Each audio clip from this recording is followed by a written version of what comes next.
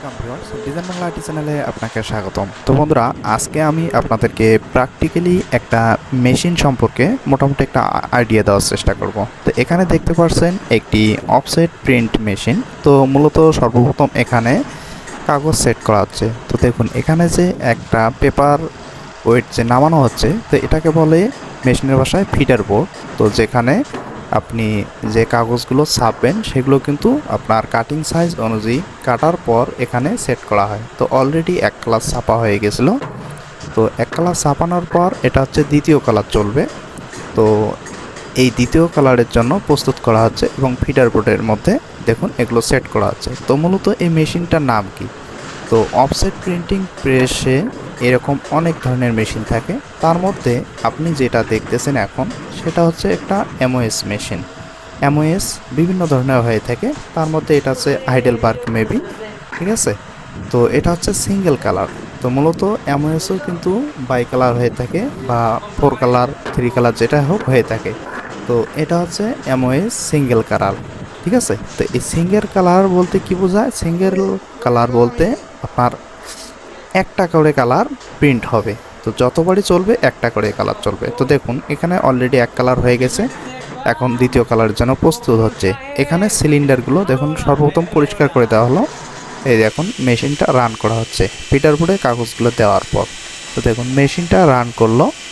তো রান করার পর স্টেপ বাই স্টেপ কিন্তু কাগজগুলো রানিং হবে। তো দেখুন এখানে দেখুন আপনি যে ফিটার বোর্ডে কাগজগুলো রান করলো সেই কাগজগুলো কিন্তু স্টেপ বাই স্টেপ চলতেছে। এই যে এটাকে বলা হয় সকার, যেখানে আপনার একটি একটি করে কাগজ ধাক্কা দিয়ে সামনের দিকে এগিয়ে দিচ্ছে। এখানে কিন্তু ওয়ান বাই ওয়ানভাবে কাগজগুলো যাবে, কোনো রকম দুইটা বা তিনটা যাবে না, স্টেপ বাই স্টেপ এক এক করে যাবে। তো এখানে দেখুন এই যে এগুলোকে বলা হয় রুল, প্রিন্টিং মেশিনের ভাষা বলা হয় রুল।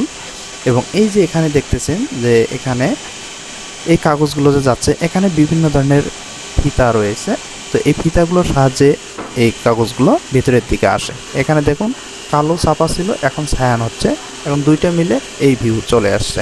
এটা হচ্ছে আউটপুট সিস্টেমের বাইরের দিকে, যেখানে কাগজগুলো আপনার প্রিন্ট হয়ে নিচে জমা হয়। তো দেখুন ওখানে দুইটা প্লেট দেখা যাচ্ছে, একটা সিলিন্ডার, মানে সিলিন্ডার এখানে দুইটা আছে, একটা প্লেট আর একটা হচ্ছে ব্ল্যাঙ্কেট। এই দুইটা মিলেই কিন্তু এখানে হচ্ছে।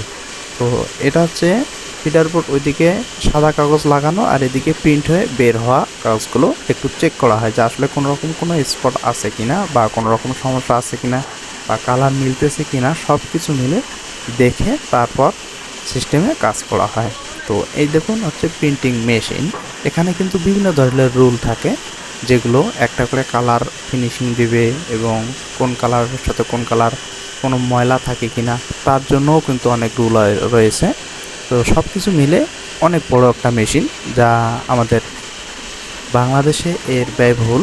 এই মেশিনটার দাম কমপক্ষে 30 থেকে 40 লাখ টাকা হবে। আর চায়না থেকে যদি আপনি অরিজিনাল নিয়ে আসতে চান আরও দাম বেশি হবে। তো দেখুন এই যে শীটটা যে বের করলো, এখানে দেখতেছে কোনো রকম কোনো স্পট আছে কিনা বা কোনো রকম কালার সমস্যা আছে কিনা। যদি কোনো স্পট দেখা থাকে দেখুন এখানে প্লেটের মধ্যে আঙ্গুল দিয়ে ওই সমস্ত স্পটগুলো ফেলে দিবে। তো কিছুক্ষণ আগে হয়তো বা দেখছেন যে এই ছাপা শিটে একটু স্পট দেখছিল, তো আঙ্গুল দিয়ে প্লেটের মধ্যে ধরছিল যাতে ওই স্পটটা এখান থেকে রিমুভ হয়। এই দেখুন ওই দেখুন আঙ্গুল দিয়ে ধরছে যাতে স্পটটা চলে যায়। তো সেমভাবে এগুলো কাজ করা হয় অল টাইম, ঠিক আছে। তো এটাই হচ্ছে মূলত প্রিন্টিং সেকশনের কাজ। এই দেখুন এখানে এই যে সকারের কাজ কি স্টেপ বাই স্টেপ সব এগুলো কিন্তু হাওয়ার মাধ্যমে কাজটা চলতেছে। এখানে হাওয়া ছাড়া কিছু নেই। দেখুন একটা একটা করে বোট হাওয়ার মাধ্যমে টেনে নিচ্ছে আবার ছেড়ে দিচ্ছে, step by step one by one. তো সেমভাবে এখানে এই কাজটা হচ্ছে। তারপর এই দেখুন পিন, এখানে বলা হয় এটাকে পিন। পিন অপশন হচ্ছে এখানেই।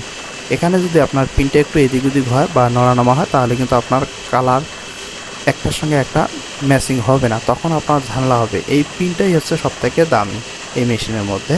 তো দেখুন এখানে স্টেপ বাই স্টেপ ট্রে থেকে শিটগুলো ওয়ান বাই ওয়ান যাচ্ছে। তো আসলে সব কিছু মিলে অনেক একটা ট্যালেন্টেড ব্যাপার। আসলে এত বড় মেশিনে এত পার্টসপাতি আমার মাথায় খেলে না, তবে আসলে একটা অমায়িক একটা জিনিস। এই দেখুন এটা হচ্ছে রুল, এটাকে পানির রুল বলা হয়। এখানে শুধু পানি দেওয়া হয় যাতে কালারে কোনো রকম ময়লা না থাকে। আর উপরের যে রুল দেখতেছেন ওখানে যে কালার চলবে সেই কালারটাই ওখানে প্রদর্শিত হবে, যেখানে কালিগুলোকে ফিনিশিং করে আপনার প্লেট বা ব্ল্যাঙ্কেটের মধ্যে পাঠাই দেবে। এইগুলো হচ্ছে কালারের ডিব্বা। তো যাই হোক, এই মিলে আজকের ভিডিওটি এই পর্যন্তই। তো ধন্যবাদ, ভালো থাকুন, সুস্থ থাকুন, গুড বাই।